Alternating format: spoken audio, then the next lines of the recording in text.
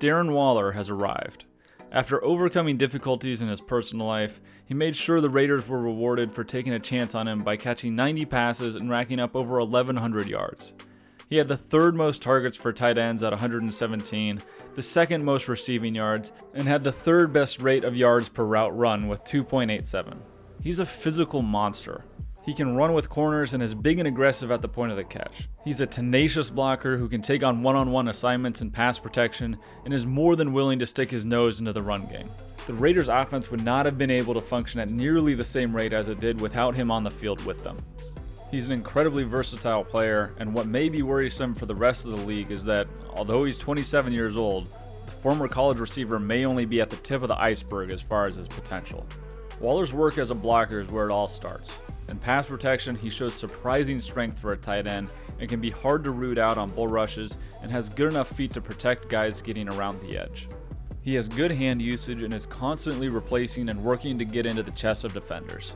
This allows him to maintain position and control the defensive end, and also prevents holding calls which can pop up when guys grab outside the shoulder pads. He understands pass blocking schemes, and the Raiders even feel confident enough in his abilities to slide away from him at times and leave him in true one-on-one situations with the defensive end.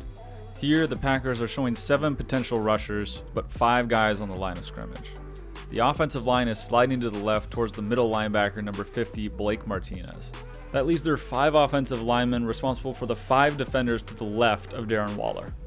All protections want to maximize the number of 2-on-1s or 3-on-2s against the defensive line, and slide protections help to do that. As a consequence, though, Waller is left isolated against Preston Smith, who had 12 sacks on the year and is a legitimate pass rusher. Waller is put in the hardest position possible because he's away from the slide. The running back is coming across to give help if needed, but because Smith is lined up so wide, Waller has to kick outside to meet him. Smith has a lot of space for a two-way go, but the running back is responsible for any inside move, so Waller is able to set to the outside. Smith goes for the straight bull rush, and you can see Waller constantly fighting for hand position. While he does lose ground, he's able to anchor enough to give Carr time to throw. Is this a perfect rep? No, but this is a tight end against one of the better defensive ends in the league right here, and he holds his own just fine. On some of their play action plays where they're showing a split zone look, the Raiders will crunch Waller across the formation to pick up the defensive end. Usually they'll chip this end with a receiver or someone before he gets there, but he still eventually ends up in a one-on-one situation against true pass rushers on the line of scrimmage. The Raiders clearly have no qualms about him holding up in pass pro, and it allows him to do a lot more things in that offense. He did, however, have some issues picking up stunts a couple times on the defensive line. If the edge defender spikes inside, you've got to be aware that someone else is probably coming around the outside, and he was late with his eyes in picking that up. This isn't a great pass blocking rep for the left tackle either, because he slides down to the linebacker, which leaves Waller alone with 2 defenders, and he's late to pick up the inside stunt from the man lined up over Waller. He can pass protect along with the best tight ends in the league, but he's also very good in the run game. He moves his feet well, shows good strength, and takes good angles and adjustments when defenders are on the move. The same crunch scheme we saw before is used a lot, but instead of for pass pro, it's used to seal off the backside on split zone run plays. Split zone is just a zone running scheme, but with the H-back, Darren Waller, coming across the formation to seal off the backside end, who's typically left unblocked. This allows for larger cutback lanes for the running back and is super important for zone scheme teams. Just like he can pass protect, he can also block straight up on these run plays and work double teams with other tight ends or handle front side reach blocks. He can climb to the second level, and he can create movement at the line of scrimmage. He can really do it all as a blocker, and that's why he's so important to that offense, and his combination of strength and athleticism allow him to plug in all over the field. Considering he was a former college receiver at Georgia Tech, his blocking is really impressive. I'm talking about his blocking so much because 1, the Raiders are a ball control team, and they believe in the run game, and 2, it really opens up everything for him in the passing game. He's a legitimate threat in the run game and in pass protection, so when he sells those on delayed releases or as part of the passing scheme, players have to respect that he will dominate them if they don't attack run first. He runs a lot of these delay release flats where he's lined up as if he'll handle the defensive end in run blocking or pass protection, and he'll make good contact and then he'll release into the flats. Often it's enough to make linebackers drop away in coverage, and he'll be sitting all alone for a yards after catch opportunity. And really, he's open because of the work he's done previously. He's proven that he can run block, so teams have to respect that he's going to do it. They also run him on those same crunch blocks that we saw for pass pro and split zone, but they'll now slip him into the flats after a hard play action, which gives him a ton of room to work with and keeps the defense honest. Gruden's offense might not be the most exciting and Carr might not push the ball down the field a ton, but the offense does have layers and it does build on itself. Really, he doesn't have to open himself up a whole lot. The scheme and his effectiveness as a blocker do that mostly on its own. The Raiders will split him out wide with relative frequency though, and he's big, fast, and a matchup issue for a lot of teams. He's a natural hands catcher and he has the speed to run with corners. A lot of teams didn't even try to put a linebacker on him because it's such a clear mismatch. Despite being a receiver at Georgia Tech, he really only has one consistent move. He loves to use foot fire at the top of his routes, and he's incredibly good at removing defenders' hands when they try to jam him and slow him down. He's able to defeat jams incredibly fast, and a lot of corners and safeties that guard him have a tough time slowing him down through his route.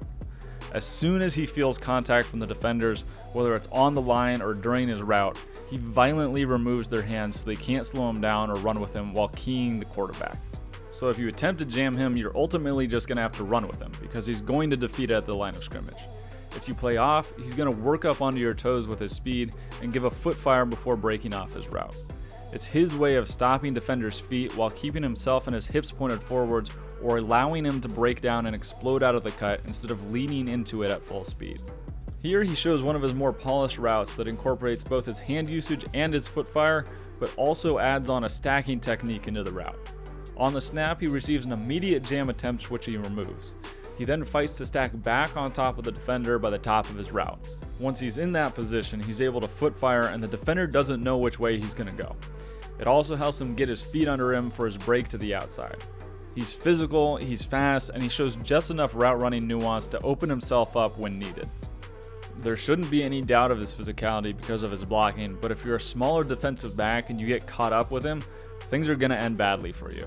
While the physical tools are definitely there and he has a few route tricks to work with, they're far from an every down thing. He can sometimes mistime his foot fire steps, and foot fire really only works when you're up on the defender's toes. With too much space, they're not threatened by you vertically, and they have space to break on whichever direction your route is going. When he doesn't use that foot fire, he'll often show some body lean as he rounds into his routes, which give defenders an easy key to break on. He may be strong enough to create separation, but he can also initiate it unnecessarily. And these are little nitpicks, but he's fast enough that if he's not contacted, he'll run right by you. So if he can fix these things, it'll help open him up even more. Waller is so fast and physical, he really doesn't need any other tools other than his occasional foot fire and some route stemming. He blocks really well, he can get open, and he consistently wins contested catches.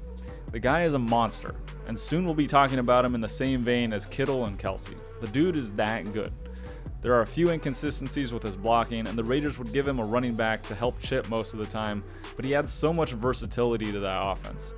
He opens up the run game, provides a sure-handed outlet in Gruden's ball control offense, and can beat you deep with speed.